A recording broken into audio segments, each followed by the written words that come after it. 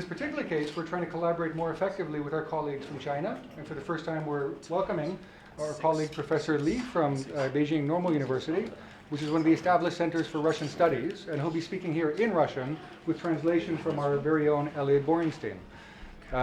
Also, we're expanding our cooperation with what's called RANEPA in English. That would be the Presidential Academy of National Economy and Administration. Say it's roughly along the lines of the French ENA, would you say?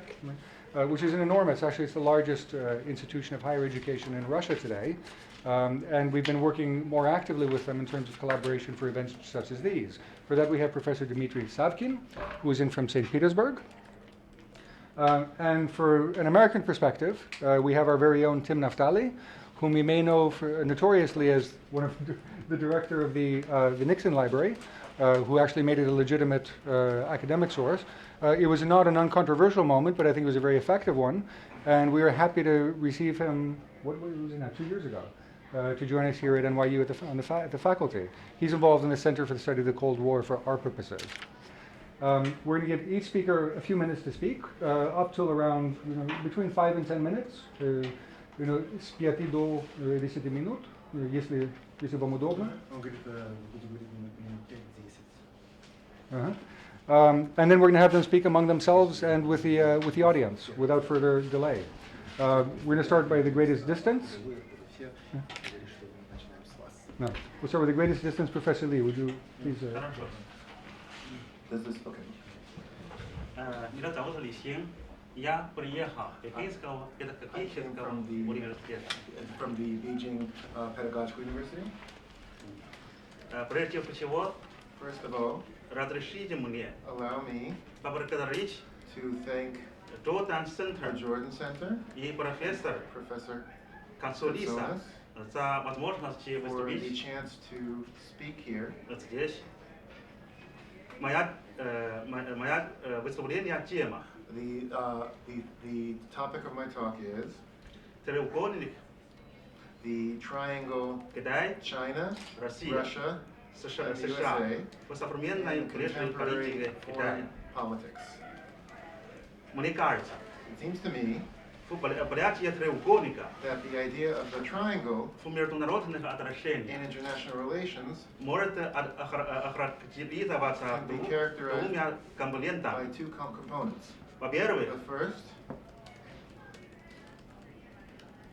Во-первых, треугольник – это некая модель взаимодействия Sort of model for interaction трех акторов международных отношений. among three actors in the international relations. Во-вторых, Second, в рамках треугольника within the framework of the triangle, изменение двухсторонних отношений changes in bilateral relations между любыми двумя акторами between any two of these actors может can, в разной to степени varying degrees, оказывать влияние на другие have an двухсторонние effect отношения on the bilateral relations among the other parties, участников данного треугольника. of the parties of the triangle.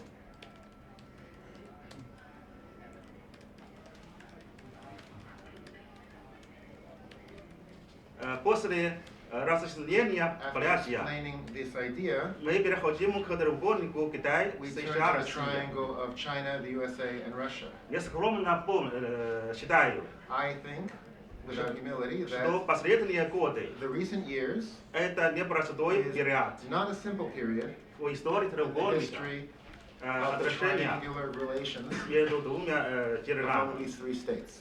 Начнем с Китая. Let's start with China. В последние годы In the past few years, Китай выдвинул многообразные и довольно новые инициативы China has put forward varied and rather new initiatives по региональному for управлению. regional regulation. Например, For example, regional management. Yes.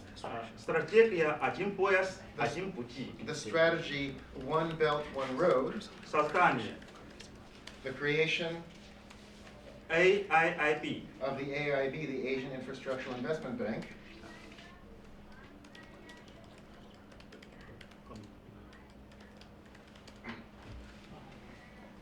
проведение парада 3 сентября conducting the September 3rd parade, и другие. and so on.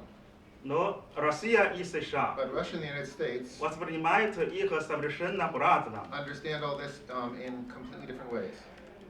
Россия намерена Russia intends на соблюдение to couple together европейского экономического пояса the Eurasian Economic Union with со стратегией the strategy один пояс, один пути. of one belt, one road, Вступила and has joined the в AIIB. AIIB. Путин принял участие Putin took part в параде in the 3 September сентября. 3rd parade. США The United States равнодушно has been indifferent относятся к стратегии один пояс, один пути. to the one belt, one road strategy, Даже выступает and has even been come out against против AIIB the AIIB или отправили and did not send высокопоставленных чиновников high-ranking на парад officials 3 to the September сентября. 3rd parade. На встрече At the meeting между нашими председателями Си Цзиньпин between Chairman Xi Jinping и президентом Обамой and President Obama, не была речь о сотрудничестве TPP и один пояс, один пути. no talk of cooperation between the Trans-Pacific Partnership and the One Belt, One Road. Потом Россия. Next we have Russia. Россия продвигает европейский экономический Russia's putting пояс. forward the Eurasian Economic Union, Проводила парад на Красной conducted a площади. parade on Red Square, Вступила в сирийский военный театр. and has gotten involved in the Syrian theater of war. Китай и США China тоже and к the United этим States относятся по-разному. also have varying attitudes towards this. Китай поддерживает Европейский China supports экономический the союз Eurasian Economic Union и пытается реализацию and is соблюдения trying to work with с один пояс, One один Belt, путь. One Road. Китай не принял участие China did not take part в введенных западными странами санкциях in против the России. Western sanctions against Russia. Председатель Си Chairman Xi присутствовал на параде 9 was present мая. at the May 9th parade. США The United также States не отправили didn't send высокопоставленных any чиновников high-ranking officials на парад, to the как в parade прошлый раз. like the time before.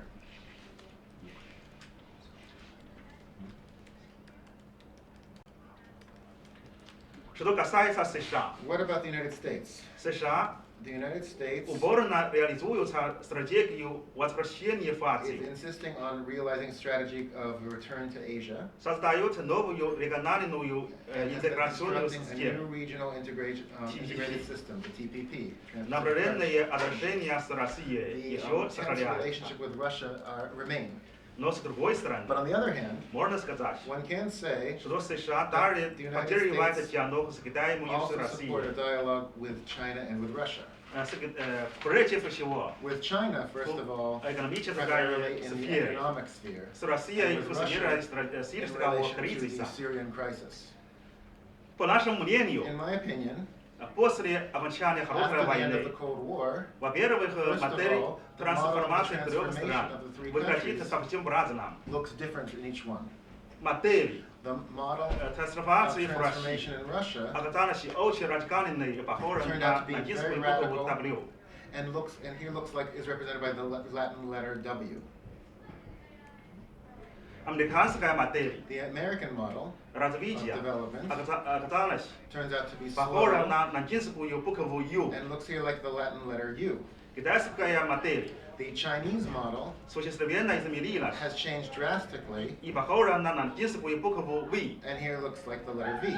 Во-вторых, Second of all, развитие двухсторонних development отношений of the между США bilateral и relations Россией, between the United States and Russia, между США и between the Китаем, United States and China, постоянно нестабильны. were not stable.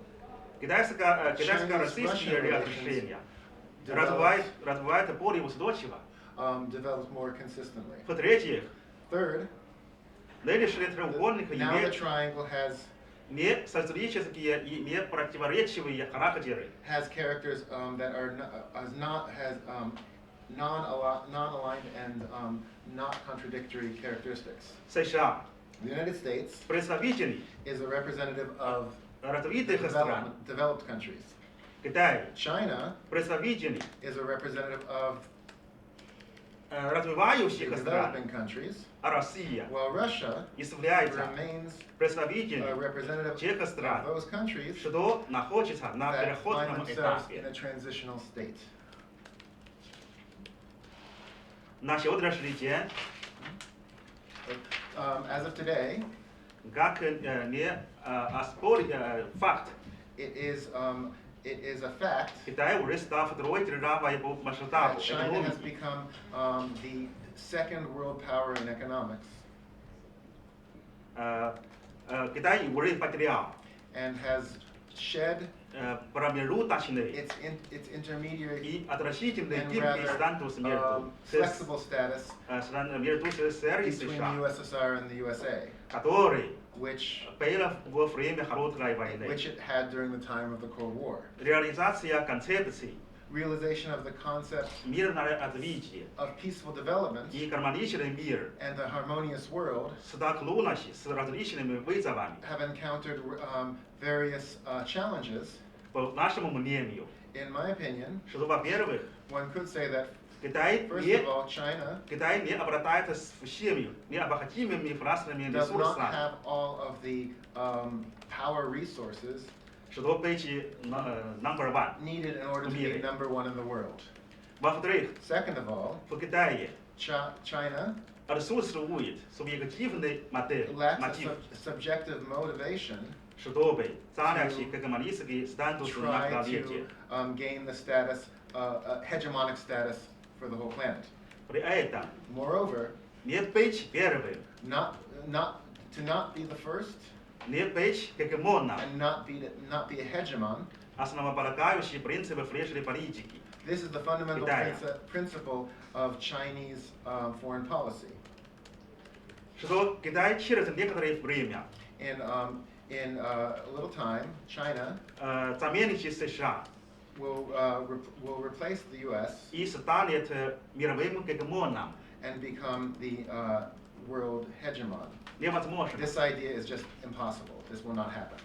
Однако страна номер 2 в However, мире country number 2 in the world зависит от реальных сил, depends on the real forces а не от политической and not пропаганды on political propaganda и субъективного сознания. subjective consciousness. Данное поражение This situation объективно придает Китаю objectively особое gives значение China a particular significance на мировой арене. in the world arena. Поэтому Китай должен Therefore, China признать свое must accept its нынешнее место в мире current status in the world и соответственно активизировать свою роль в and глобальной accordingly политической системе. activate its role in the global political economic system. С нашей точки зрения, In my opinion, по сути, силовые сражения между США, Россией и Китаем изменились. the balance of power between the U.S., Russia, and China has not changed significantly. Не существенно. Not significantly, right. Статус США единственная супердержава. The United States has kept its status as the only superpower. Этот статус сохранился That status has been maintained и будет сохраняться в среднесрочной and перспективе. will be maintained in the medium term. Мы считаем, We think США that the U.S. первый мир в первом мире, is the first world in the first world. а Китай China первый мир в третьем мире, is the first world in the third world. а Россия And Russia третий мир в первом мире. is the third world in the first world. Несмотря на то, что Despite the fact в Китае и в России that China and Russia пристальное внимание are paying constant attention уделяется развитию отношений to the с США development of relations with the United States, в двухсторонних отношениях с Китаем и Россией. in the bilateral relations with China and with Russia, США занимает относительно преимущественное положение. the United States occupies a dominant position. В китайско-американских отношениях In the Chinese-American relations, нетрудно заметить it's easy to notice такую станцию. the following situation. колоссальное число a huge ветеринаров, number of top managers. колоссальное число, большое число бизнес и инновационных продуктов. A huge number of innovative products проводится на территории США. are produced on the territory of the U.S. Талантливые китайские ученые And talented Chinese scientists предпочитают обучаться в американских вузах. in American universities. Американская мечта The American dream по-прежнему обладает сильной привлекательностью. still holds a great attraction. США такие имеют богатые природные The United ресурсы. States also has rich natural resources. С другой стороны, On the other hand, можете показать, что Китай – это страна, China is a country которая еще находится в эпохе молодости, that is still in its stage of youth пытается покинуть and is тиранность. trying to shed its sense of restraint. С другой стороны, можете показать, Китай – это страна, которая еще находится в похожей молодости, пытается покинуть тиранность.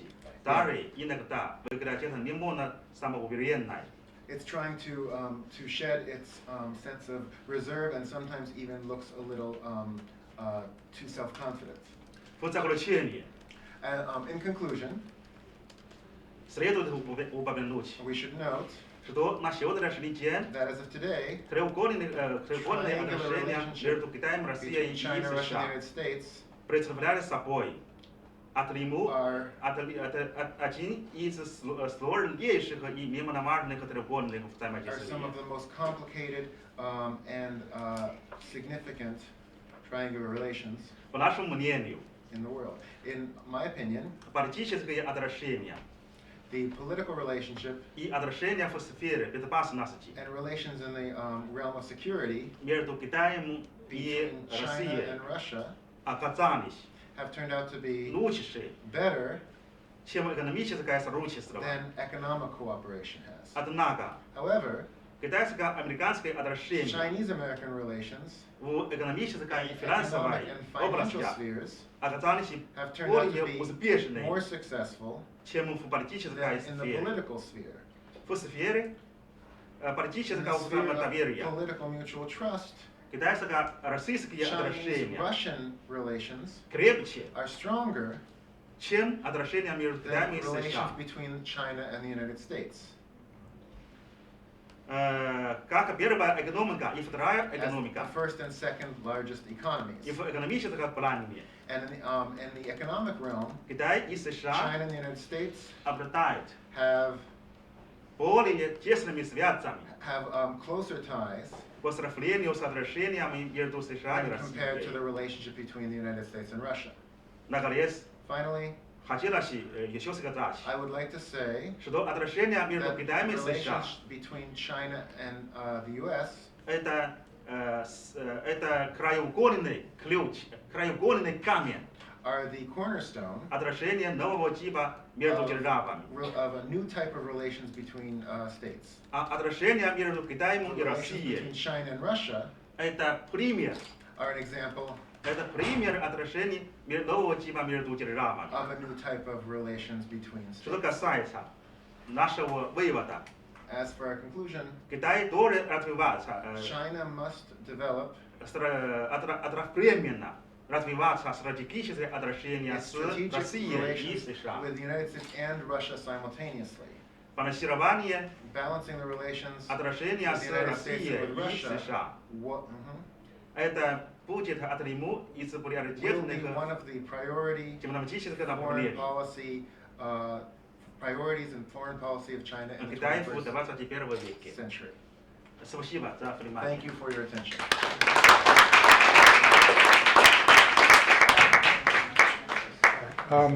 Which is precisely the sort of overview that we're looking for, and a basis for continuing the conversation with Professor Savkin from St. Petersburg. Professor Savkin, you'll speak in English, is that right? Okay. Yes. Thank you, Elliot. Yes. We get the water. Keyboard. Keyboard. Yes. Excellent.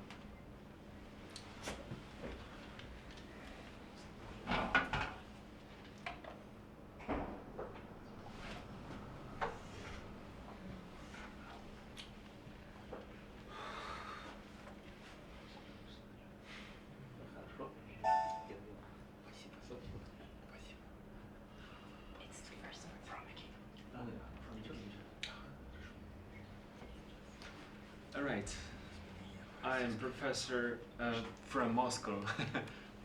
Yeah, because I used to work in St. Petersburg at St. Petersburg State University for 7 years, and then I moved to Moscow, so now I'm representing I'm sorry. Russia. Yeah, but we have our branch of Russian Presidential Academy I in thought St. you were there. Petersburg, Okay. so I'm sorry. like we have 64 branches all over Russia. That's why. Mm-hmm. So I will talk a little bit about the prospects of Russian foreign policy and its future after the Ukraine crisis.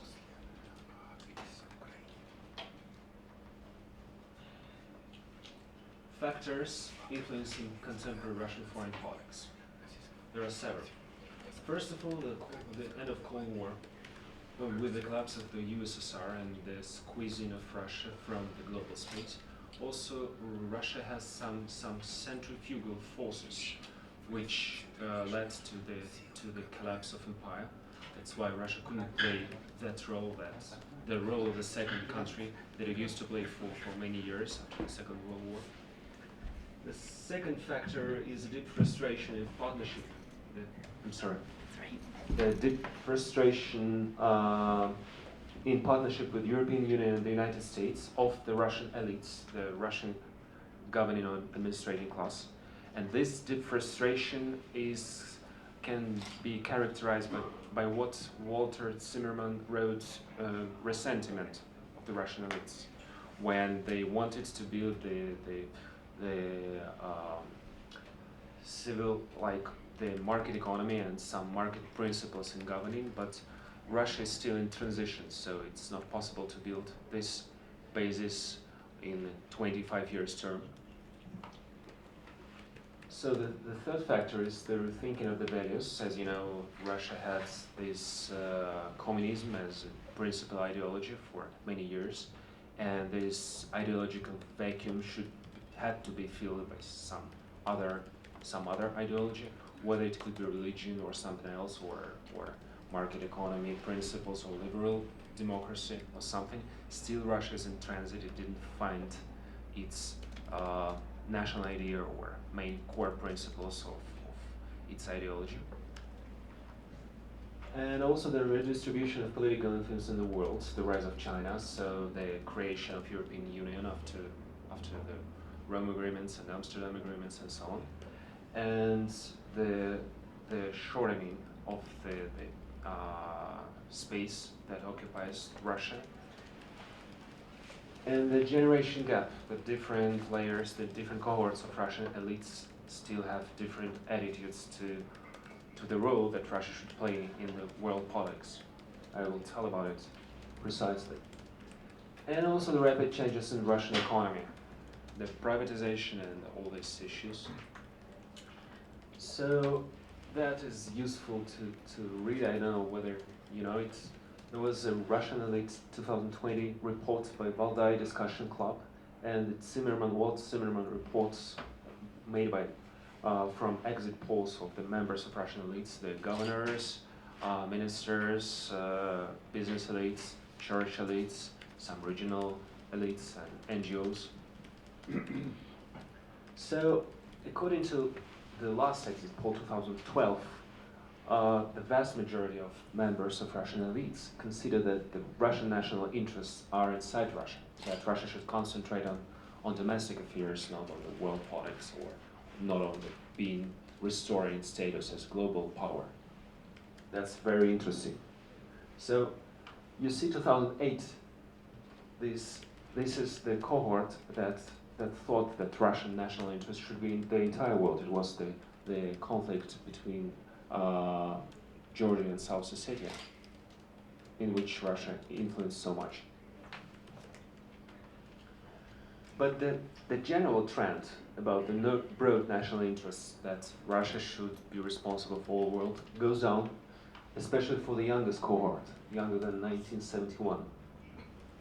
So it shrinks.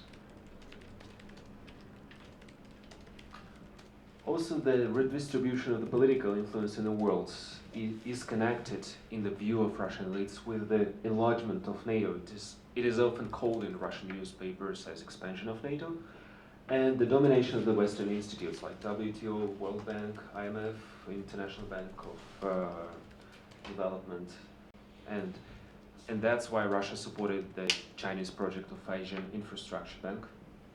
And also, Russian elites consider that the other actors are trying to play more and more important role at the post-Soviet space. It's so-called treasure hunt, like active diplomacy and energy diplomacy in Turkmenistan, Kazakhstan, and some other countries.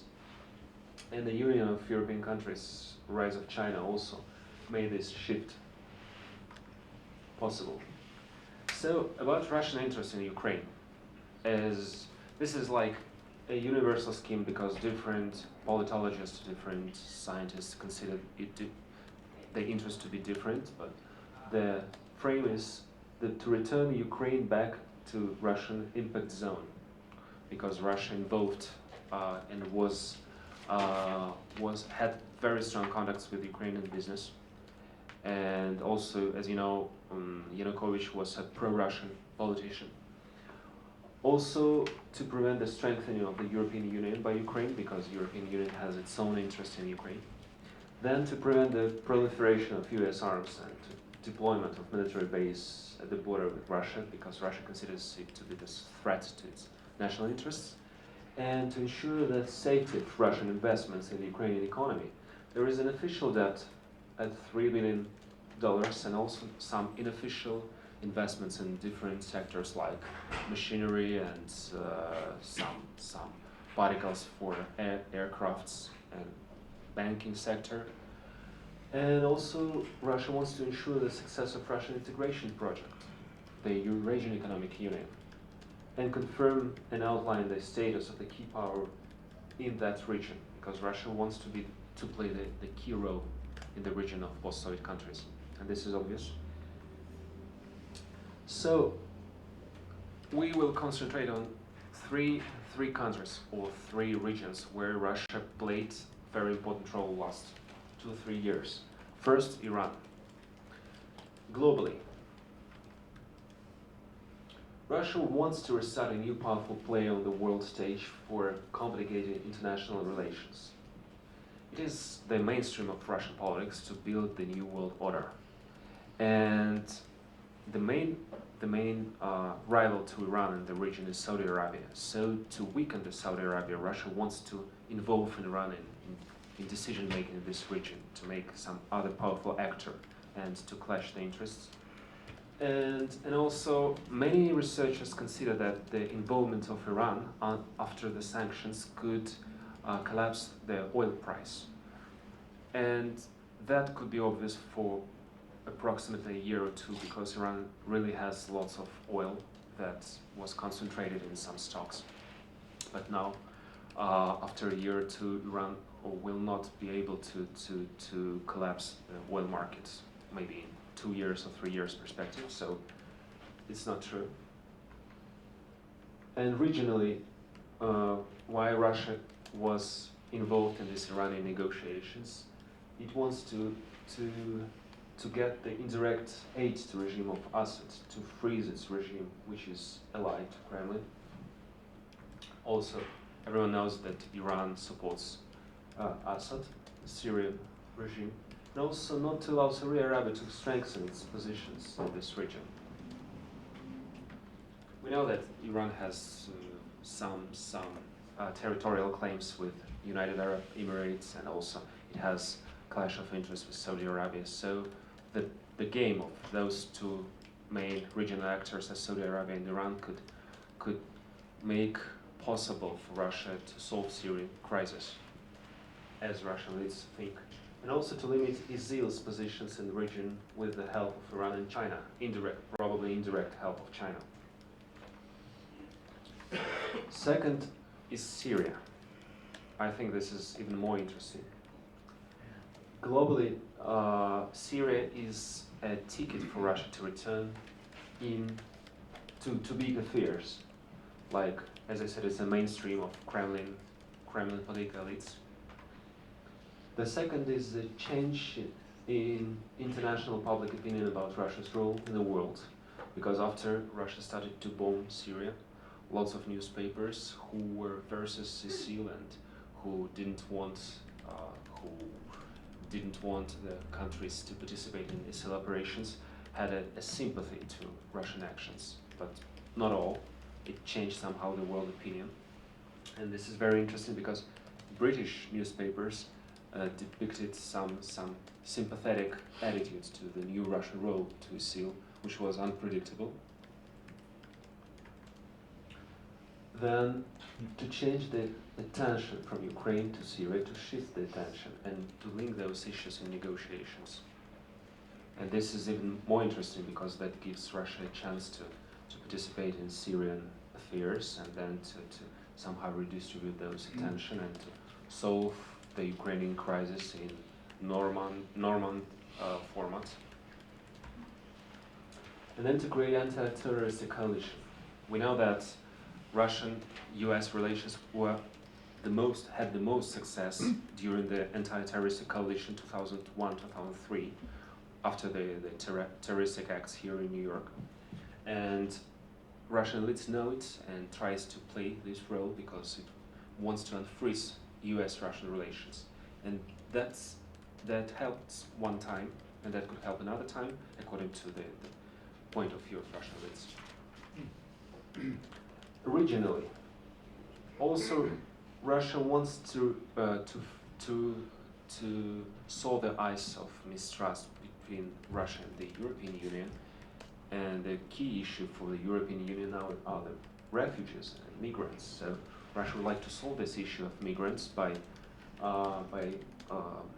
its involvement in Syrian issues. So Russia wants to show that it would like to solve the Syrian issue, and the floods of migrants could be reduced in like mid-term perspective. And also regionally, Middle East and Asia, the balanced interests of Saudi Arabia and Iran, and to be the mediator in Syrian political process, to involve on the political decision. Because, well, probably you know that President Assad visited Russia yesterday evening, and it was also very unpredictable. And different Russian politologists wrote today in several articles regarding the possible aims of the visit of Assad to Russia. And the aim is to create some new political regime in Syria which could be more federalized, to try to balance between the interests of the United States in Syria and Russian interests. Also, we know that it was the recent article of Professor Kissinger about where he wrote that possibly it could be possibly not to cancel the regime of Assad, but to transform it with Assad's key role in some regulation. So Russia wants to play this key role in this Syrian crisis as a, how to say, the key diplomatic power. And not to allow Saudi Arabia to strengthen its position in the region. Also to limit ISIL's positions in the region with the help of Iran and China. So, the so-called pivot to the east, the last issue. The new trends in Russian foreign policy. First, the cooperation with China, as Professor Lee said, and the improvement of relations with all countries that didn't support sanctions, like Egypt, India, Vietnam, Brazil, and further accelerated development of Eurasian Economic Union, BRICS relations, and so-called divide and conquer strategy in the European Union, because Russia tries to appeal to different countries in the European Union which didn't support sanctions, like Hungary, or Austria, or Greece. And what about Sino-Russian relations? On the global level, Russia and China would like to build the new world order based on global reallocation and equal involvement of different countries. So Russian officials said many times that they would like to create the new world order with the equal participation of different countries. So this is official position. And also Russia and China are interested in joint actions in certain regions, which are equally important to both countries, like Central Asia is a core region and new financial tools alternative to Western oriented, like BRICS Bank or Asian Investment Bank. On the regional level in Central Asia, Russia and China would like to have a division of influence between Central Asian countries, and the conservation of Central Asian regimes, because if regimes in Central Asia falls, there will be lots of refugees and instability, and this is not very good for Russian and Chinese regimes, and also for the relations between those two countries. And also the non-proliferation of Islamic fundamentalism and terrorism, drug traffic, because we know that Afghanistan is a very, very sensitive issue for both countries. And the limitation of the military operation of the United States in Afghanistan on 31st of December 2014 was supported by Russian and Chinese officials. And also the connection of Chinese New Silk Road Economic Belt and Eurasian Economic Union. The leaders of two countries talked about this several times. There are some plans about how to build this. And this is very essential in the frames of Chinese-US relations, because now Chinese-US relations have this very high level of rivalry. And China exports its goods through the South Chinese Sea. And if the United States, if something happens and the United States blocks these routes, China has to have some alternative ways through Eurasia. And the alternative ways could be this Chinese New Silk Road, which tries to diversify Chinese export.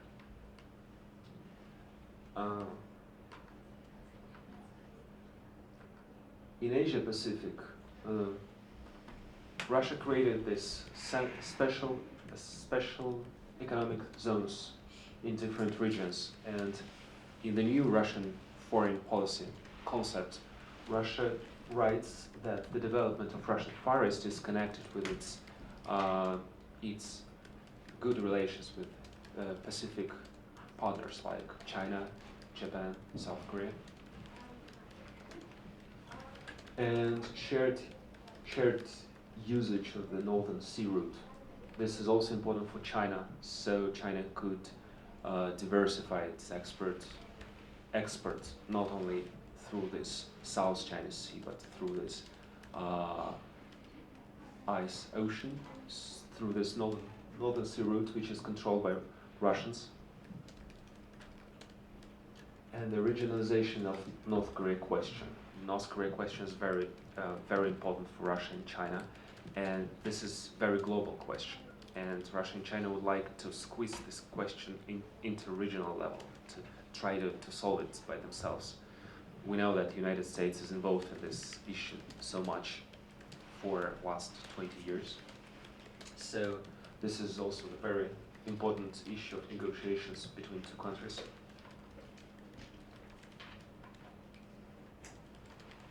So about US-Russian relations, geopolitical tensions with similar mentality, as I call it. We know about the sanctions. There were specially designed nationalist as SDN and SSI sanctions, or sectoral sanctions versus Russia and countermeasures of Russia. Well, many politologists ask the question whether it is proxy war between Russia and China in Syria or not. This is a question to discuss. And also, the Russian elites consider that possible anti-terroristic coalition versus ISIL could be the issue for relaunch of the US-Russian relations after the elections of 2016. It's an open question. That's it. Thank you. And our third speaker, thank you very much for the overview and for addressing the final question of the triangular relations. Tim Naftali, our very own, will give us a third perspective. Yes, I'm going to fire this up. There we go. We should congratulate him on the elections, by the way. He's Canadian. Saturday, July 10th.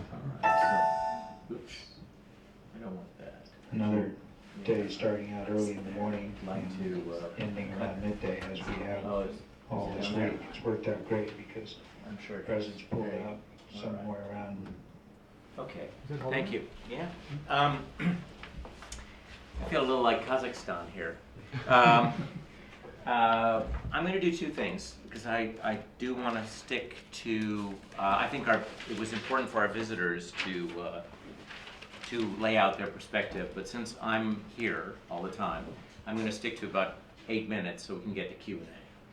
I thought it would be helpful from the so-called American position to try to share with you the best evidence we have now about why there was a triangular relationship. Because at least from the American perspective, it was a choice. Those of us who study foreign policy, we talk about realism, we talk about national interests, and obviously it was in the interest of the United States to engage with China before 1971. But the United States, for political reasons, didn't. And one of the things that those of us who study the United States understand is that politics play a very, very important role in shaping U.S. foreign policy. The U.S. foreign policy doesn't always represent U.S. interests. When we talk about Syria, I can give you an example. Syria is not really an American problem, but it's being dragged into this problem because of American domestic politics, which, at least that's how I view it. But today I thought I would share with you some material that was only declassified 2 years ago, which gives you an inside look at why Nixon and Kissinger did what they did. There's been a lot of misperception about it. It's not the fault of our colleagues in history.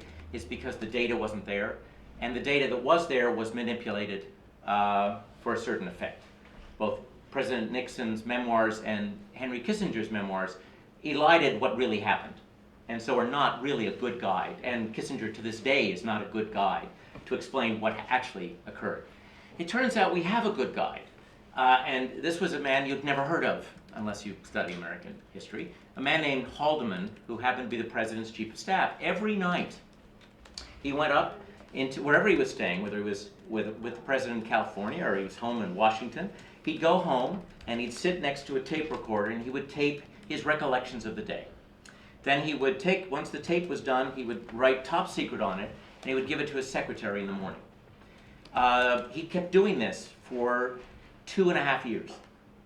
And portions were declassified in 1995, but I discovered a whole bunch of them that were still classified in 2010. And before I left government, I put into the system, the declassification system, to get these things out. And after I left, they were released.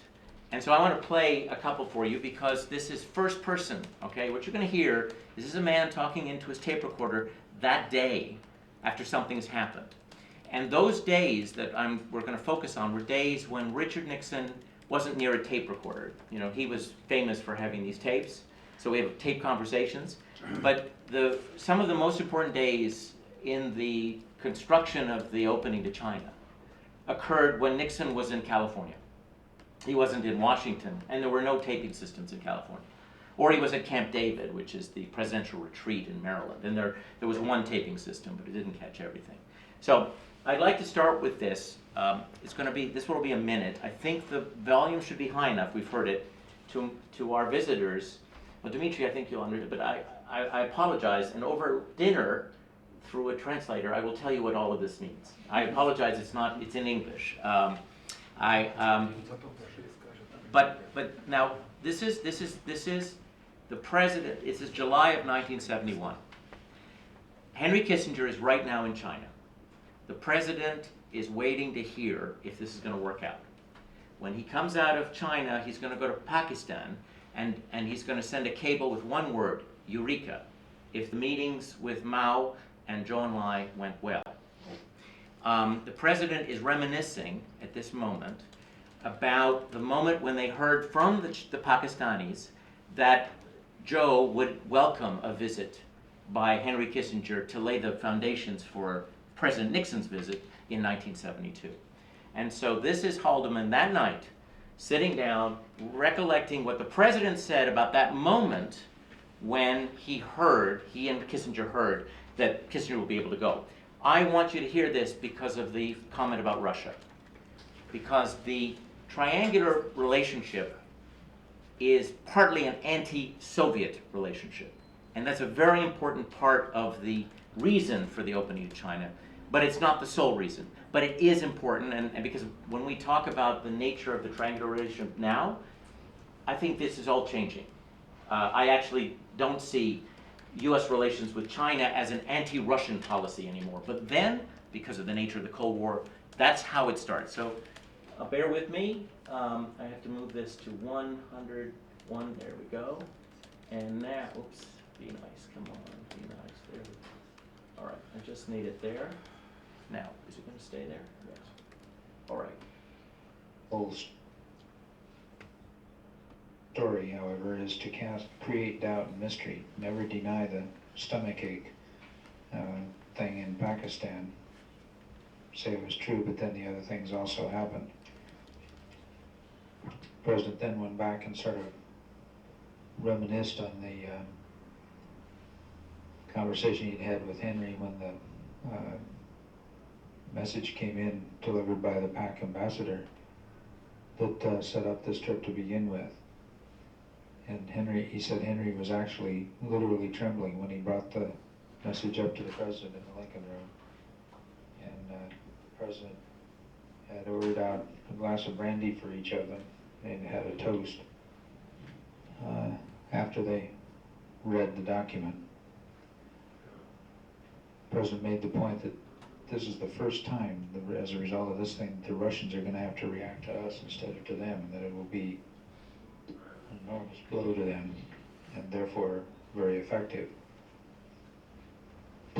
Okay, so part of the reason for the opening to China is to try to alter the relationship with the Soviets.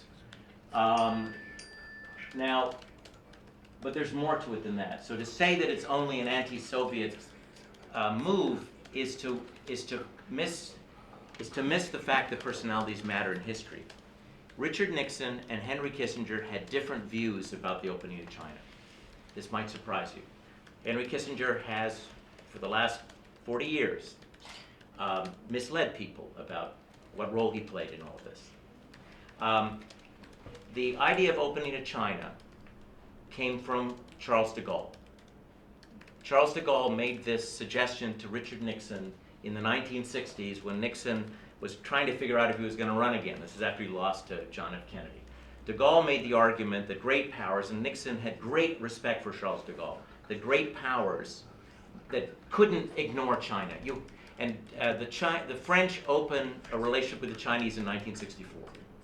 And this was hugely influential. And how do we know this? Because when Richard Nixon became president, one of his first trips was to see Charles de Gaulle. And he told Charles de Gaulle, and I know this because I've read the French memorandum of conversation, he said, "You remember when you told me that we're going to do it?" He said this privately to de Gaulle. Kissinger wasn't in the room. Nobody just said, "We are going to do it. It's going to take some time. But I appreciate your suggestion." This is in February of 1969. When Richard Nixon told Kissinger he was going to do it, Kissinger said, "Don't do it." He said, "Don't trust the Chinese. Are you kidding? It's not going to work at all. This is a big mistake." Nixon kept pushing, and there's lots of evidence of him telling people, "We're going to do this," to prepare them for an opening to China. Now, the next sort of extract from the diary is 3 days later. I'm sorry about this. Is 3 days later, on July 13th, 1971. Henry Kissinger's come back. He's come back from China via Pakistan. He is now briefing the president on what happened, and Haldeman is there, and Haldeman is recounting what the politics are of the opening to China as he observed them. And Haldeman is a businessman. He has almost no knowledge of foreign affairs. He's a great scribe. His intellectual prism through which the ideas go is clear on foreign policy. On domestic policy, don't believe him. But on foreign policy, he's a very good scribe. So he's like we're sitting there. It's not the same with Kissinger and Nixon when they're talking about themselves. All right. Okay. Now we're just going to do this, and this is, as I said, this was classified until 2 years ago. And it was classified, well, I mean, I'm not going to bore you, that's a different kind of conversation, but it was classified because of what it reveals about what the Chinese said to the Americans, what the Americans said to the Chinese, and also, well, what the Americans thought of the Indians and the Japanese. Because as you'll discover, the great shift that they assumed that the opening to China would produce was that Japan's foreign policy would change, and that Japan would move towards the Russians. But they were prepared for that. That, of course, as we all know, did not happen, but that's what the Americans actually, when they were thinking about the effect of the opening. And I'll tell you a few other things that they, let's see if I can get there. Let me just get this going. There you go. The president got into some reflection of how everything all turns around. That here, years ago, he fought the battle for Chiang and really led the fight. And that he's always taken the line that we stand by the South Koreans, we stand by the South Vietnamese, etc. And that it's ironic now that Richard Nixon is the one to lead the move in the other direction. Both Rogers and Kissinger agree that there's a real question in unleashing the Chinese as to what they'll do to us someday because of their native ability, a point that Rogers had raised earlier and that Henry strongly shares. But the president made the point that they would do far worse if we weren't working with them than they will this way. So it's still what we're doing is the right thing. Then the point was raised of how this changes the entire world balance, shatters the old alignments, puts enormous pressure on Japan, and will probably force them into an alliance with the Soviets. In any event, it makes a fundamental shift in the power balances of the world. The Soviets will move to the Japanese and the Indians probably now.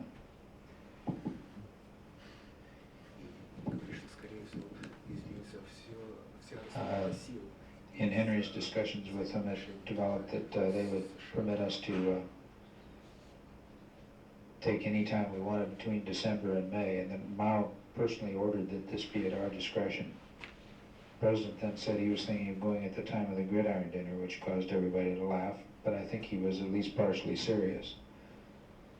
They agreed that the second half of March might be the best time. It would give us a chance to see what the Soviets do, and it would be good to hit the Democrats at primary time. Then the president said maybe he'd go in January so he could avoid the State of the Union. We got into some discussion of notification. It was agreed that Kissinger should talk to Dobrina.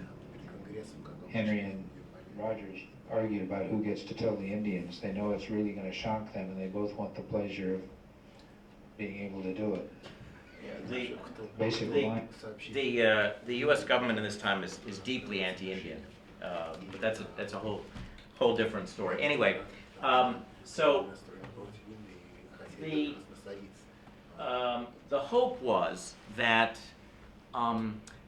this opening to China would so shock the Soviets that they would put pressure on the North Vietnamese to come to the table.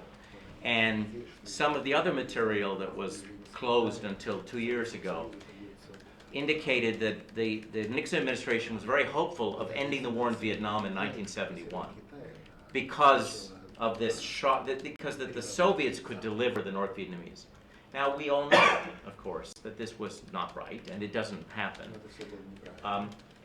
What happened was that the Americans exaggerated the extent to which either other player, the Soviets or the Chinese, could deliver their allies to do something contrary to the interests of the allies.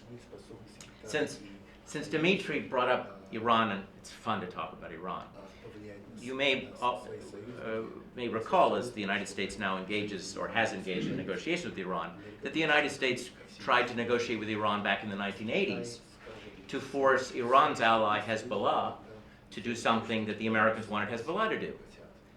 And Hezbollah told the Iranians, there's no way we're going to do what you want to do. And then they released the information about what became the Iran-Contra scandal, which was Hezbollah's way of telling Tehran, don't tell us what to do with the United States. Similarly, the same thing is going to happen. The but Nixon's view of this was that he could put pressure on Moscow, but I believe Nixon had fewer expectations about the effect on Moscow than Kissinger did. And Nixon believed that this was the basis for a long-term relationship with the Chinese, but Kissinger didn't. I'll read 3 sentences to you from a conversation between Nixon and Kissinger after the trip to China, where Kissinger makes it clear that I think in a historical period, the Chinese are more formidable than the Russians. And I think in 20 years, your successor, if he's as wise as you, will wind up leaning towards the Russians against the Chinese. For the next 15 years, we have to lean towards the Chinese against the Russians. We have to play this balance of power game totally unemotionally. Right now, we need the Chinese to correct the Russians and to discipline the Russians. But I don't think it ever worked that way. In fact, time after time, the opening to China did not produce the gains in international affairs, foreign Cold War gains that Nixon and Kissinger had assumed.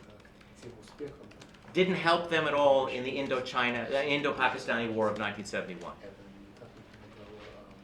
We need to have access to the North Vietnamese materials to know if it had really any effect on North Vietnamese surprising decision in 1972 to drop a series of concessions on the Americans. We don't know. What we do know, however, is that by establishing this relationship with both Moscow and Beijing, the Americans managed to reduce the amount of misunderstanding between them and these huge Eurasian powers. I don't think the Americans got the Russians or the Chinese to do anything that was against their national interests as a result of this triangular relationship, with one exception, a very important one for Chinese. The Chinese relationship with Taiwan, I think, has been affected. Despite China's incredible sensitivity about Taiwan, I suspect that they have had to swallow a larger Taiwanese role in the world than they would ever have, because they understand the United States has made a commitment to Taiwan's defense. I don't believe anyone in Beijing will ever admit to this, but if you look at the nature in which the Chinese push the issue, they retract. They retract. Now, I want to mention one more thing about the Cold War, and then I'll move to the post-Cold War quickly. There was one moment when the Americans were concerned that this triangular relationship would collapse, and that the Soviets and the Chinese would resume their close 1950s military alliance. This happened in 1989. And the Chinese in 1989 made clear to the Americans that under no circumstance are they going to engage in a military alliance with Russia. They view Russia as the power that encircles them. They blame Russia for the loss of Outer Mongolia. They see Russia as the main threat. That in Chinese history, only 2 countries have caused the most pain to China: Japan and Russia. The United States has been an ideological problem, but Russia is the enemy. I don't see that ever having changed, because that is based on history and proximity, propinquity, as we say. And now, and this was Deng Xiaoping talking to George Herbert Walker Bush, saying, don't worry, we're not going to ally with Russia again. It's not in our interest. Now, today, our colleague from China mentioned that there's a difference between the relations in economic terms and in political terms. That China and the United States in political terms are moving in this direction, but in economic terms they remain close. I would propose for our discussion that this dichotomy doesn't work anymore. That in the Cold War it made sense because Russia and China had taken themselves out of the Western capitalist order, or had been pushed out, however you want to define it. So economics as a constraint, or as a reason to participate in a relationship, had very little value.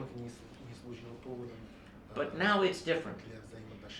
It's so many American companies and so many Chinese companies need each other.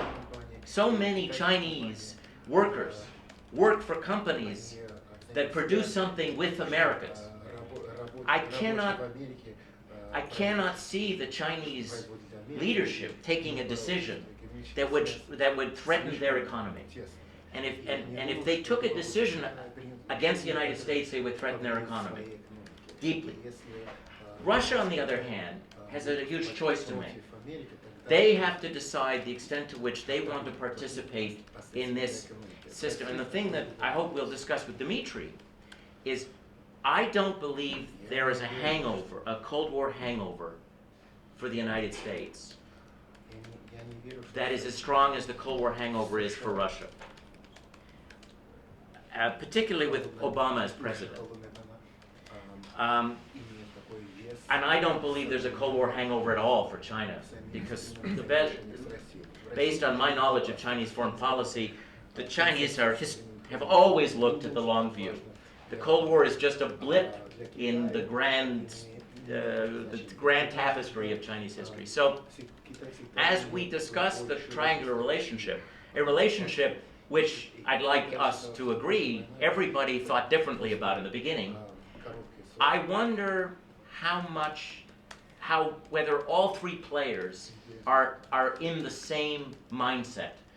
I really believe that Russia is stuck 20 years ago, for reasons I understand, but whereas China and the United States are post-Cold War powers that have to worry primarily about economic relationships, more than strategic ones. Thank you.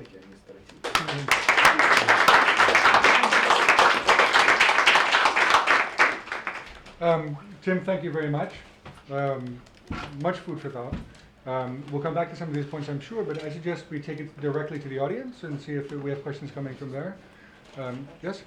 So I'm curious about what Haldeman said about why he thinks, why Nixon thought that Mao was open to this opening. I mean, so I guess my question is really this interest in the sort of anti-Soviet, do you see that from the Mao-Nixon, from the Chinese point of view as well, back in the... Well, it's more from the China...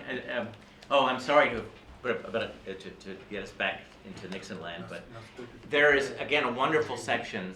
These are all online. You can just type Haldeman Diaries, Nixon Library, and you have both the transcripts and the audio. There's a moment when, I believe it's that they just say a marshal, a Chinese marshal. I think it was the Chinese defense minister. Goes to Kissinger and says, you know, now there are three of us, and it's going to be 2 against 1. And the issue now is which 2 against which 1. So what did they think that Mao was thinking, though? I mean, why did I don't know. I leave it to Chinese historians to tell us how much thinking Mao was doing at the time.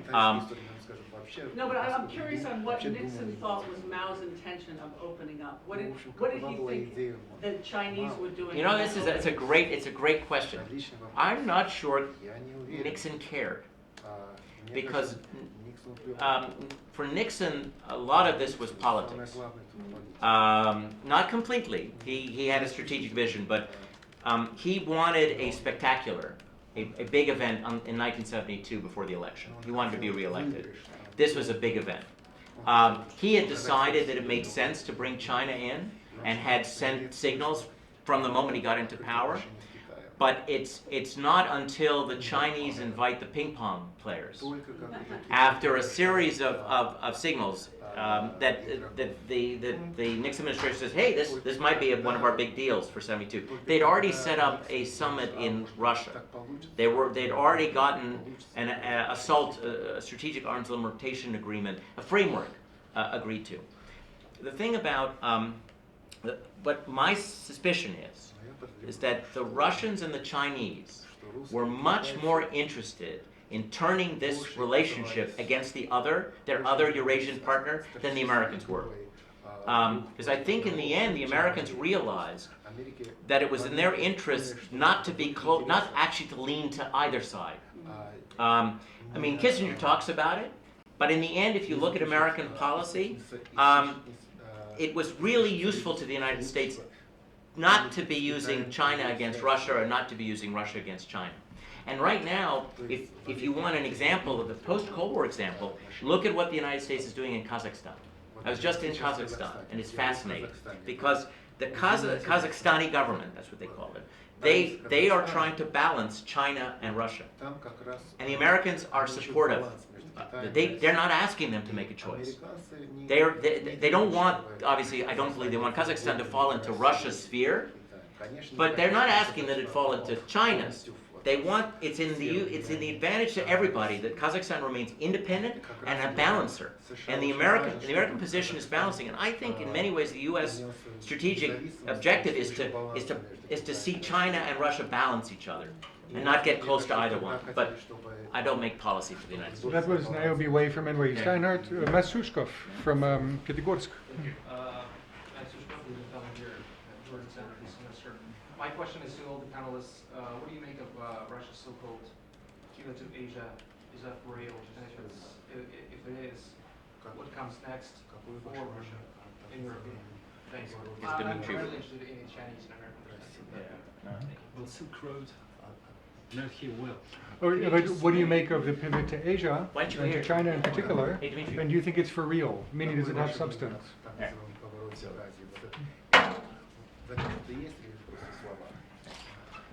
I think that this pivot to Asia started much earlier during the visit. Well, it was a shift in strategy of Yeltsin in 1996, and when later he invited Primakov to be the Minister of Foreign Affairs and then the Prime Minister, they started to develop these new issues, the new fields in Russian foreign politics. I think now Russia was somehow pushed or squeezed to make this hard choice, because Russia didn't want to make this pivot very fast, but there were no other opportunities. So I think if the sanctions will be cancelled in the next 5-7 years, still this trend on closing the relations with China, India, and some other countries will remain.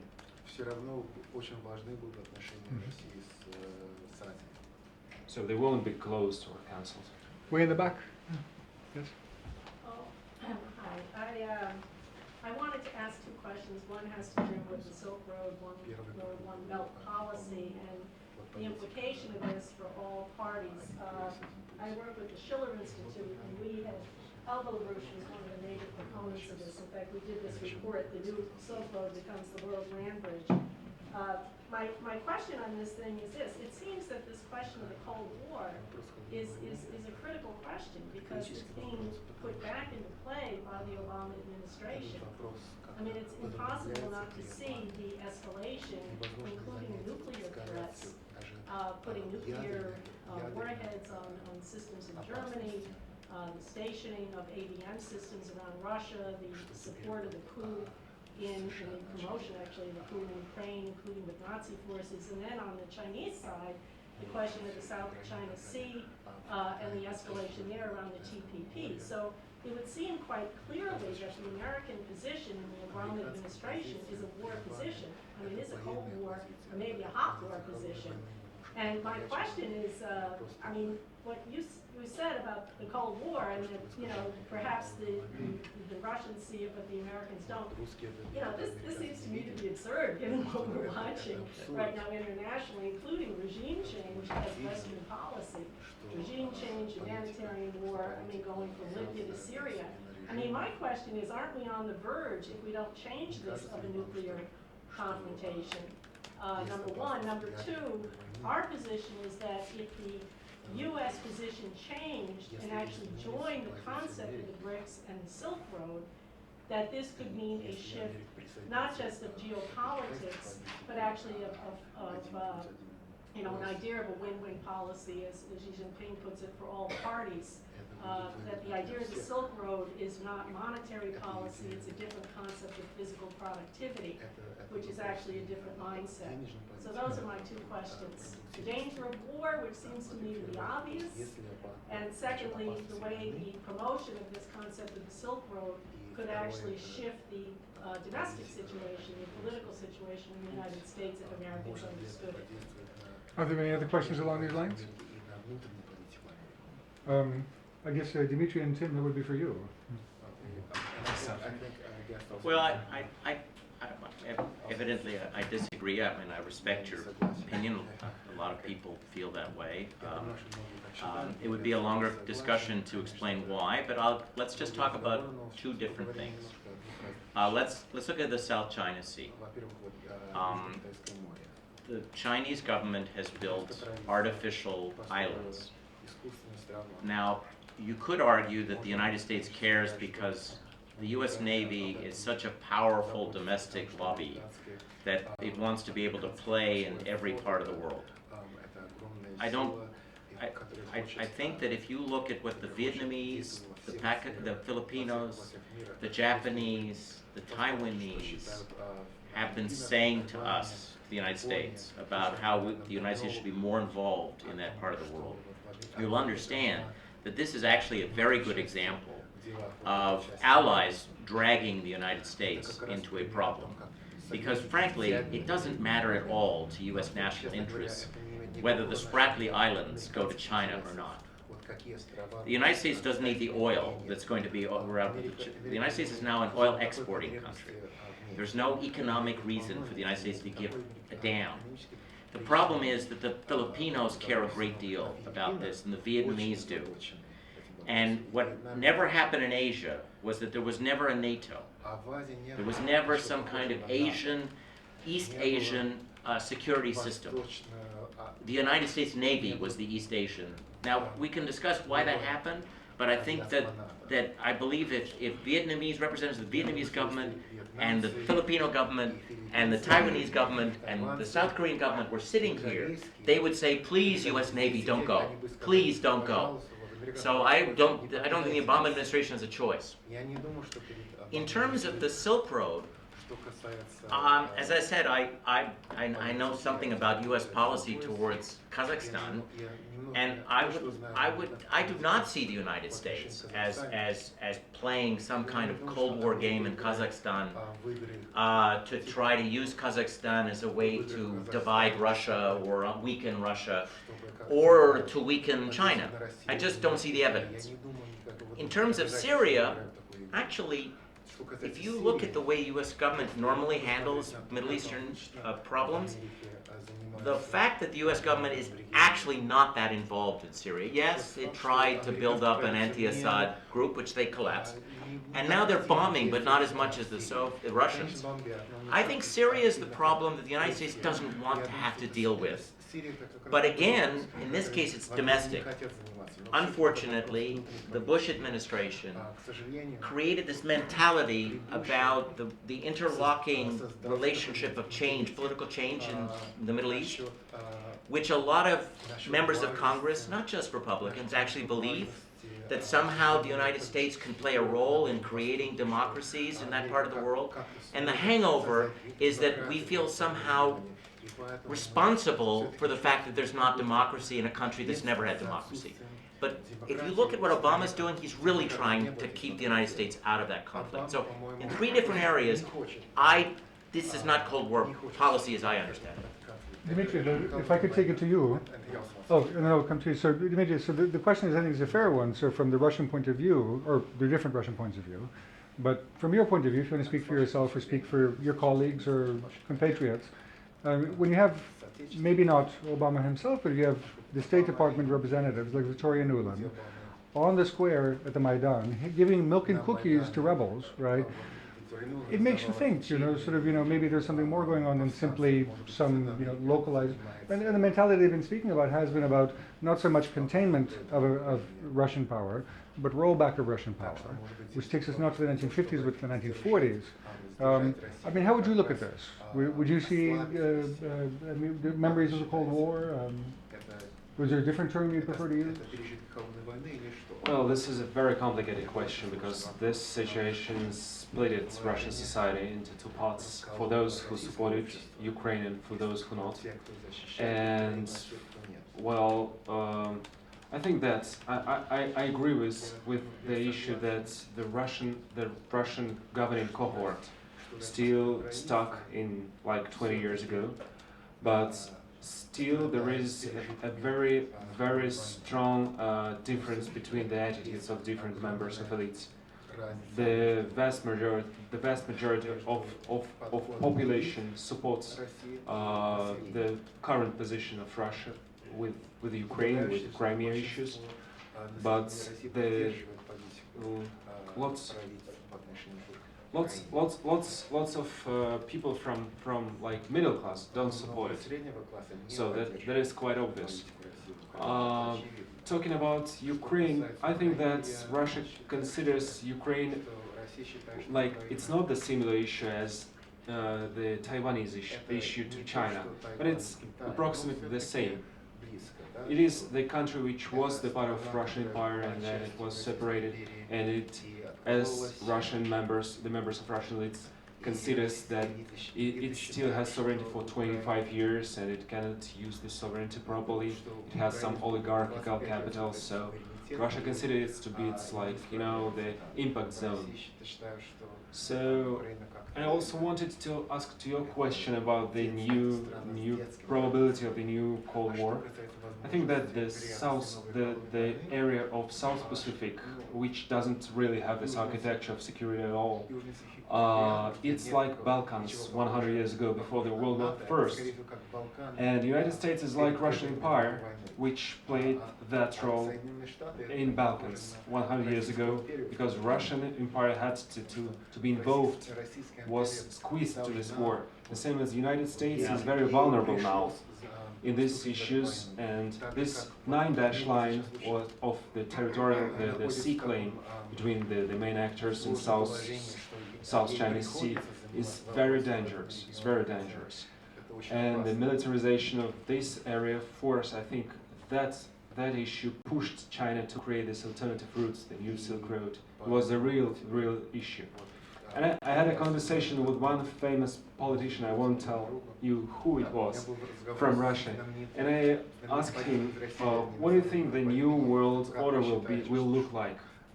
Like, it will be unipolar, multipolar, or US-China tribalism, or people, or something else? He said that could be the new world order that is based on big economic unions, like Chinese Silkway Road and TPP, and Trans-Pacific Partnership and Transatlantic Partnership, and maybe some regional, like Russian-oriented Eurasian Economic Union and Brazil-oriented South American Union, which could be built in the next 20 years. And that economic union could be clashing because of the different interests between on the edge of these unions. So it's quite reasonable. Professor Lee?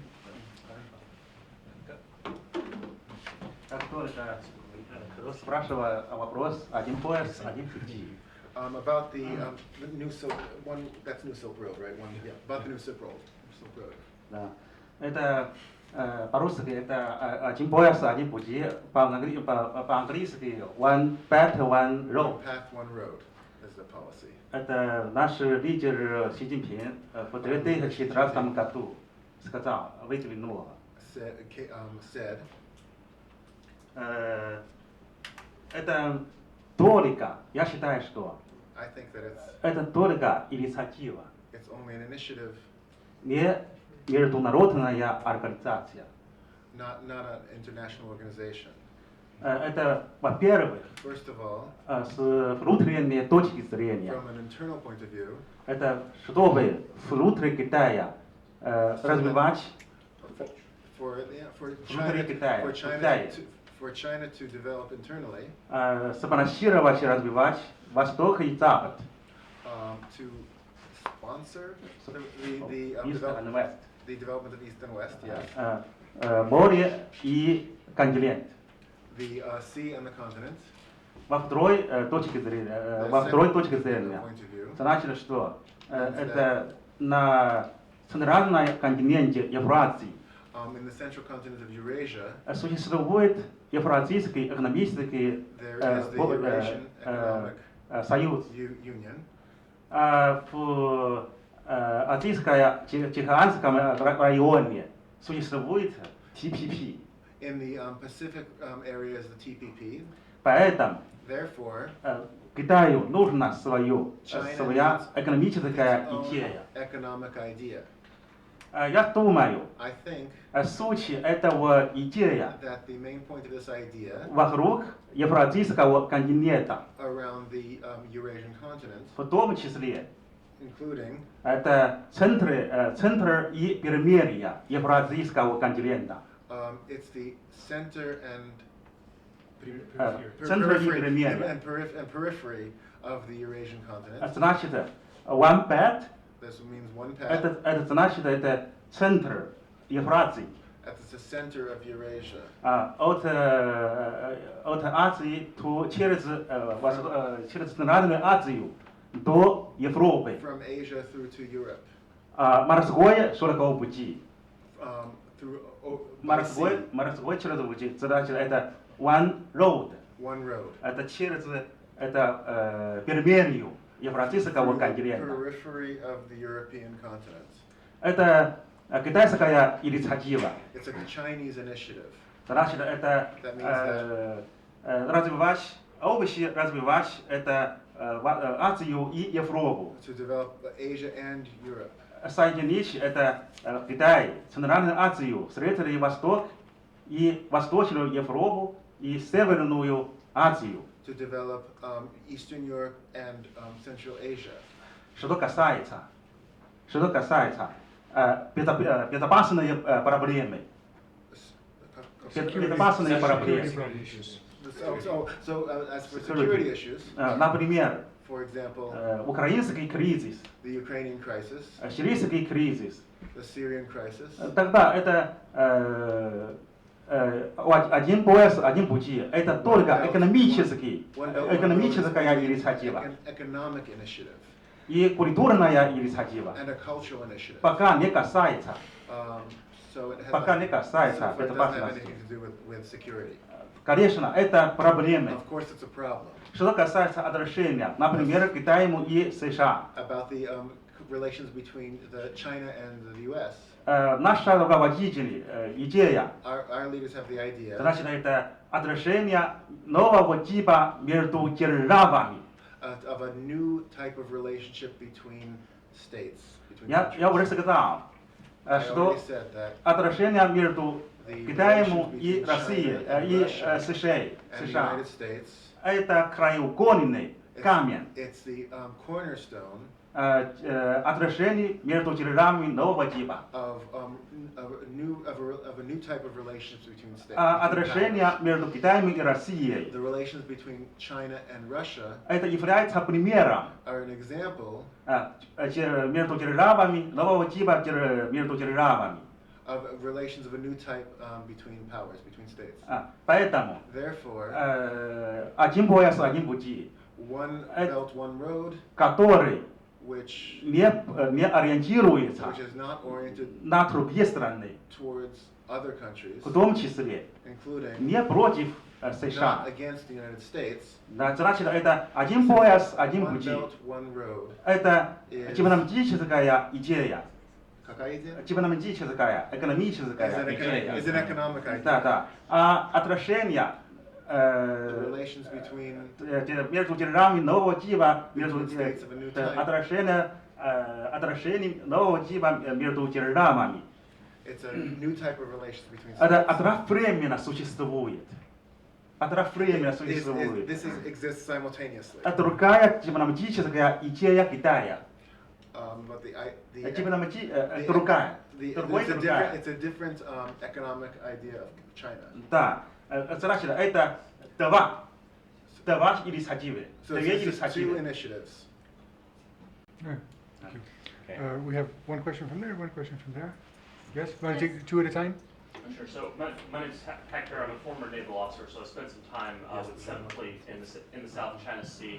And just a comment first. We had very professional interactions with the Chinese Navy the entire time we visited Hong Kong. It was actually, when I was there, it was the Russians that sent intelligence police to trail the carrier and sent the bears that overflew us, which was a surprise, I think, to everybody in the battle group.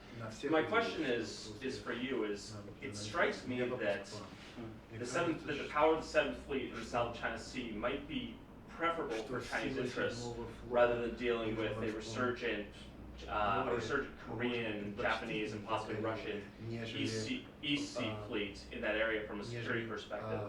That the power that you're able to hold at arm's distance is a better and more stabilizing force than having to compete with all these independent countries feeling like they need to protect their own interests and build up their defense infrastructures. I'd be interested in your thoughts on that. Let's take another one. Okay. I'd like you to comment on something that you said and then question. You mentioned the Obama's policies in the Middle East on dropping a few bombs and so forth. And I'd like you to comment on the newly release of this classified documents from the Intercept on Obama's drone policies, because it came out that 90% of the victims of these drones are civilians, and that the way that they target these drones, which are where the targets, it's signed by Obama, that they should be targeted, that they're followed with their phone, and that sometimes there's, it's not even that person that they're searching, but it's a mother or something. And then now there's been a drone pilot from the US Air Force who in Germany in front of the Deutsche Bundestag testified that the US is using their base in Ramstein to get intelligence from the German intelligence to do these drone killings. And he actually was saying, as an ally, I would urge you not to, because he said the US, my country, is going in the direction that Germany used to before.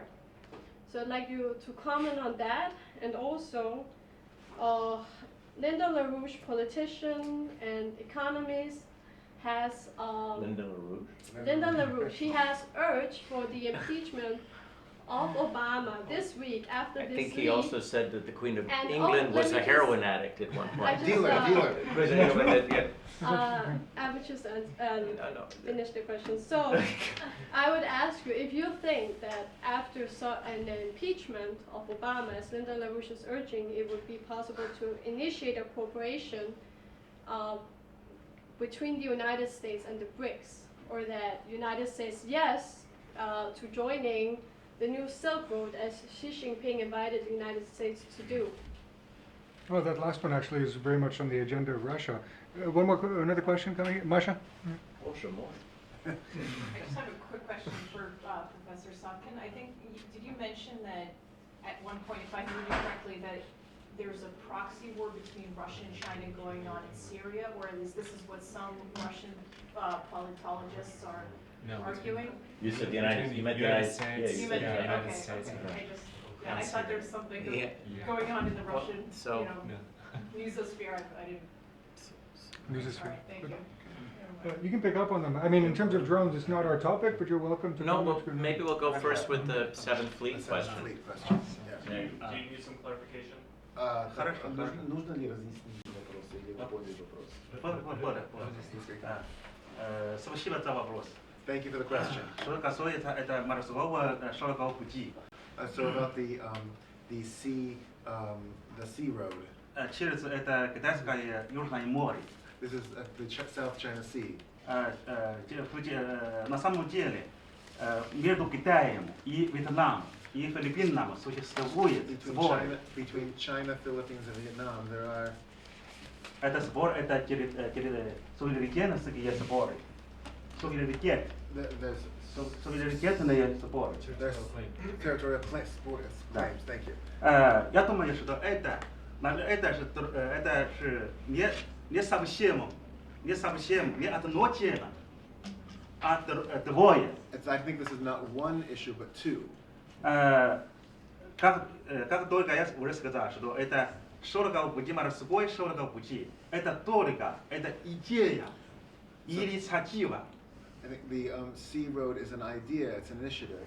Значит, какая инициатива? What is the initiative? Значит, соразвитие.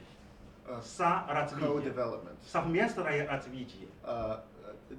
Development together, joint development. Взаимно выигрыш. Взаимно выигрыш. Right, so everybody wins. Мирному путем разрешить споры. It's a peaceful way to resolve conflicts. Это дух, только один, это именно дух широкого пути. This is particularly through Какой пути? Широкого пути. The Silk Road. The Silk Road. Поэтому, Therefore, с одной стороны, между Китаем on и the one hand, Вьетнамом существует between China споры. and Vietnam, there are conflicts. Даже есть борьба. There's even Игра. struggle. There's a game going on, Политическая игра. a political game. С другой стороны, On the other hand, Китай выдвинул это хорошая идея, for China, it's a good idea, инициативу. a good initiative. Значит, Китай надеется, China hopes, China хочет, чтобы мирным путем разрешить эти споры. wants to resolve these issues in a peaceful way. На первый взгляд кажется, It seems at first glance that это противоречиво this is contradictory. Существительности. But in fact, Это можно одновременно существует. these can exist at the same time. Мы знаем, We know позиция Америка здесь. America's position here Мы желаем мирным путем разрешить эти споры. is to resolve these issues in a peaceful manner, В том числе including инициатива the initiative развития широкого пути. of co-development of the Silk Road.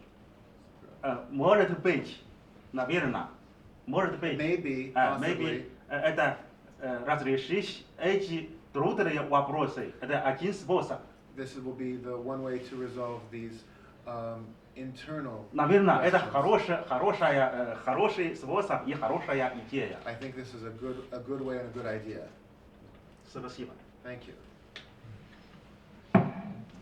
Dmitry, did you have something to? Yeah, about the Seventh Fleet and the complicated relations of the countries in the Chinese South Sea. I think that the complicated relations between China and Vietnam started with the visit of Kissinger and then visit of Nixon to China, because also this is also my reply to the question about what Nixon thought when he was thinking about opening the China. And I think he wanted to, first of all, he wanted to somehow push China away from Vietnamese conflict, because China supported Vietnam, and also there was a Soviet-Russian split that happened 1969. It was just 2 years before, so it was also the very essential issue to make the to just how to say to divide, yes. And the Chinese-Vietnamese relations are not that simple, starting from that period when China withdrew its forces and support to the North Vietnam. Now, as Professor Lee said, there are territorial claims, the sea claims, and this is a very complicated issue, and I think that in the nearest future, when China will finish building its military base in the South Sea, the probability of some local war will raise. And talking about, I think this lady asked about the role of Obama, also about Syrian issues. Oh yeah. I'll start with Russian in like the military operation in Syria, because I know that the mass media accuses also the Russian militaries with like forcing some targeting some civilian objects. I think that it is possible, but probably that could be the information war of the people who are involved in ISIL, because ISIL is very powerful. It has lots of money and lots of funds to sponsor some information, fake information. So probably this is the same situation about U.S. militaries, the Air Force strikes in Syria. So I don't know. This is my opinion.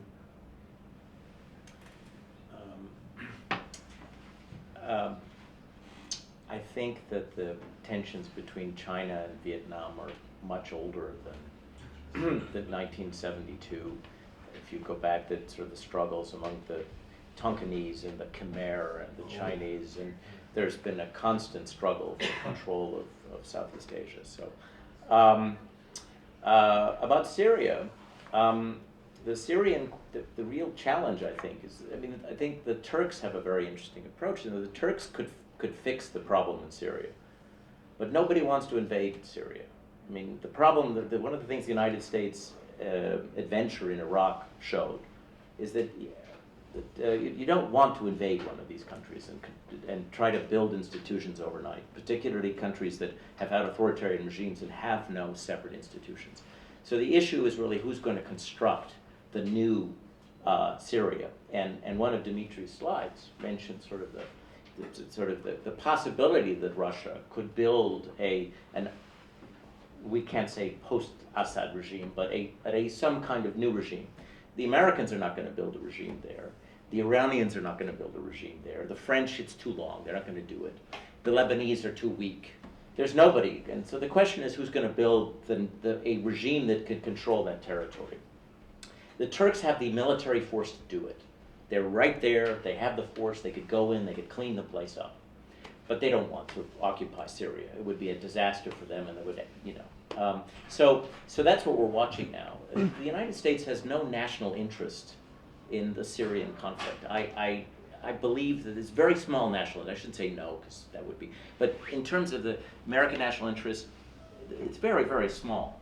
Very, very small. What the American government, I think, I don't work for them, but my sense of reading what's happening is that concern is that failed states are cradles for radical Islamic terrorism, so that you let a failed state happen and it's going to be the place where they will practice putting bombs in the New York subway system.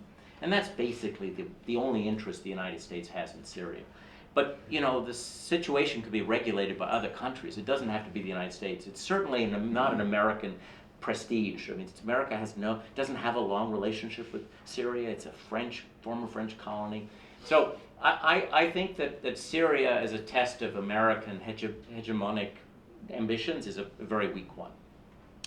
I didn't mention Ukraine, which is a tougher one, and that, I think, has a lot to do with the debate within Europe about what kind of Europe they want, and the United States is working with Europeans, and what's the future for the Ukraine is way complicated, and it has a lot to do with NATO expansion. In terms of drones, the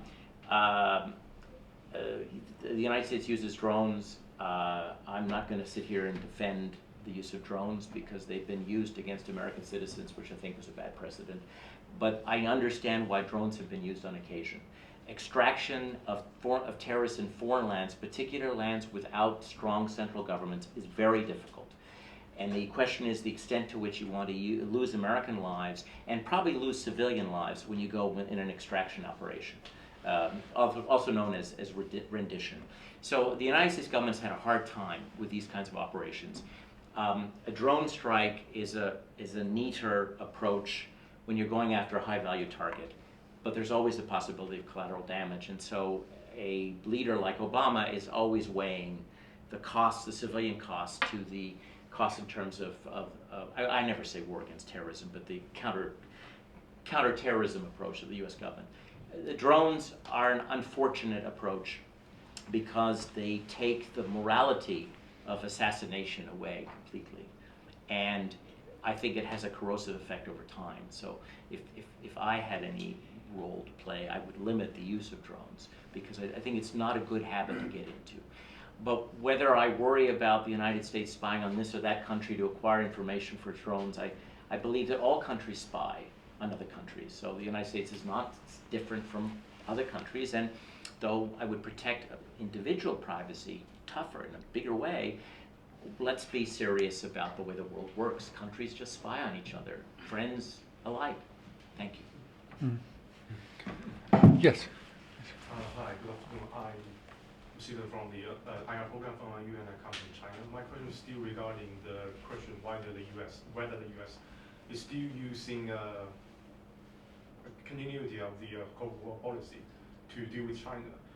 In the June and May issue of the Foreign Affairs, Michael Swan has an article called "The Real Challenge in the Pacific," in which he argued that the U.S.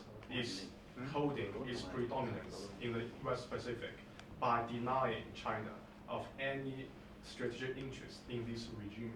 I think indeed, as you argued just now, the U.S. don't care the resources in the South China Sea. The U.S. must care the order regulation in the East Asia, which is, I would say, even the key to the future. So my question is U.S. really using any new mindset in treating China besides the containment policy of the past? Because consider this, I would say no great powers right now is enjoying a treatment of 24-hour surveillance around the border. Thank you. Well, I go back to who the president is. This president is deeply criticized in this country for not carrying on the tradition of American foreign policy. He can hardly say American exceptionalism without choking. It's hard for me to imagine that he is a captive in the way, if we talk about personal biographies, Vladimir Putin is a captive of his own personal life, his life story. I mean, like it or not, I mean, it had an effect on him. You know, you don't spend that much time in the KGB without it actually affecting the way you look at the world. And he comes from a group of people who saw the 1990s in Yeltsin, and he was very close to Yeltsin. I mean, in terms of, he was right next to him. He saw Russia as having been humiliated after a period of great power. Obama is not at all, in fact, if you think about what Republicans say about him all the time, Obama doesn't fit this at all. And he is still president of the United States and commander-in-chief. I'm convinced that if you looked at the top secret cables that WikiLeaks hasn't gotten a hold of yet, from Hanoi and from Manila and from Seoul, you would see that the U.S. is bombarded by requests by these governments to monitor China, because they don't have the power to do it and they're afraid of China. Japan too. Now, I mean, let's not deny the fact that there's a history there in that region that's much older than even the United States, of these peoples disliking each other and fearing each other and being skeptical of each other. that doesn't change. The beauty of being a historian is you see a lot of things stay the same. And so the United States now, maybe the Americans should not play the role of regulator. But you take the 7th Fleet out of the picture. Who does what they like to call in the military terms deconfliction? Who keeps these people away from each other? China has yet to propose itself as a regulator of that area. It has yet to go to Tokyo and Hanoi, to my knowledge, and to Manila, and to say, we need peace in our backyard. Let's talk about where we disagree. And until China does that, and the Russians don't do it either, the United States, by default, has to do it. But believe me, the United States has better things to do with its money and time. It's really expensive, and really, the United States says, we've got an economy to worry about. This country has many bigger problems, but our allies want us to be there. Concluding comments from the other speakers? Dmitry? Yeah, I think that Russia doesn't have money to be there, and China has territorial claims with other countries, so the United States doesn't have any claims in this region. But, well, this is a very important issue about the future limitation of US presence there. So, and the cost of this presence. It's really very costly for the US economy. So, US takes other debts from other countries, sovereign debts, and increases it and pays this money for the 7th Fleet and some other bases in different countries. There is a very huge difference between the opinions of the central government and Okinawa government in Japan. The position of Shinzo Abe, the prime minister and the governing party, is to remain this U.S. military base in Okinawa. The position of Okinawans, the governor of province, is to move it from Okinawa. There were lots of demonstrations even this year, but Japan thinks that this is the only way to protect its interests in this sea, and also Japan has territorial claims with Russia and has very, very strong tensions with Russia, so it is afraid of North Korea, so Japanese central government is very interested to remain this American base in Okinawa, so the same with other countries.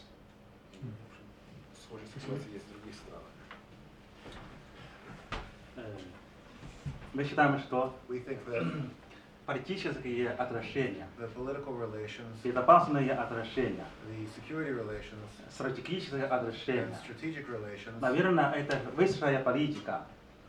Высшая политика. that's a supreme policy. Экономические отношения, The economic relations торговые отношения and trade relations и культурные отношения, социальные отношения. social relations, Это низкая политика.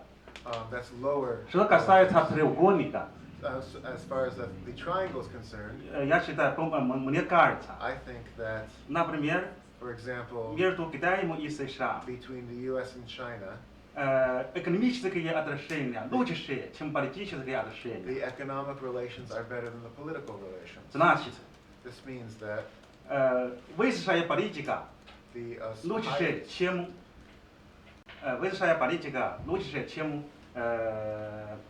высшая низкая политика. Это не напротив. Между Китаем и the США. lower politics, the lower politics are better than the higher politics in the relationship between China and the U.S. Отношения между Китаем и Россией. The relationship between China and Russia, Напротив. by contrast, on the Значит, this means that политические the отношения political relations между Китаем и between Россией China and Russia лучше, are better чем than экономические the отношения. economic relations. Значит, That means политические отношения, political relations, высшие политические отношения the supreme political, high лучше, political relations чем are низкие better than the lower политические отношения. политические Значит, это экономические. high scoring.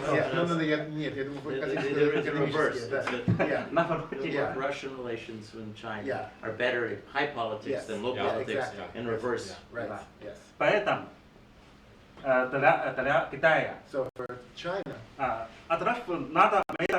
надо одновременно, параллельно развивать отношения с США и Китаем. we have to simultaneously develop our relationship between China and the U.S.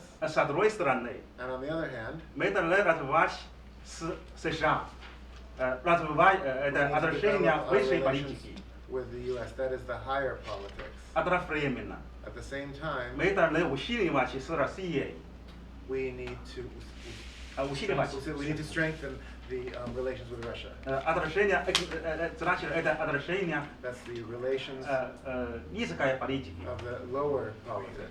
Это для Китая. That's for China. Это важная задача. This is a very Для important task для нашей страны. for our country. Мы считаем, что We think that США the United States и Россия and Russia это самая важная are the держава. most important states. США, мы считаем, что We think that the United States Америка это единственная супердержава в современном мире. is the only superpower in the contemporary world. Россия, Russia наша это стратегический партнер, партнер. is our strategic partner. Мы считаем, что это лучше, это США и Россия, наши друзья.